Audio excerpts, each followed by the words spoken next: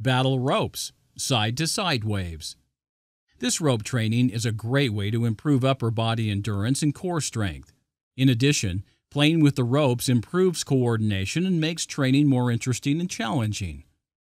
Moving the rope from side to side challenges the obliques in red together with the other core muscles. Note that the movement is divided among several joints, among them the hip, spine, shoulders, and scapula.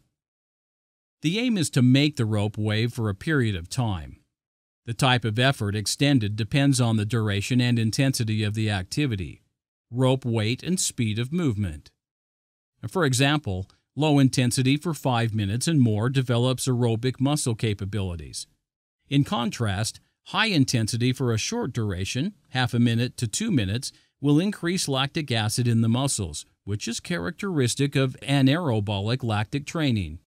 The rotation movement does not come only from the spine, but is divided among several joints, among them the hip, spine, shoulders, and scapula. The abdominal obliques in red rotate the spine, the chest muscle internally rotates the humerus, the multifidus helps in spinal rotations, and mainly stabilizes the vertebrae.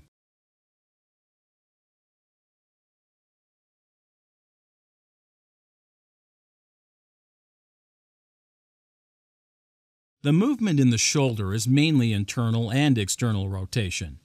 The main muscles rotating the shoulder externally are the infraspinatus and the posterior deltoid.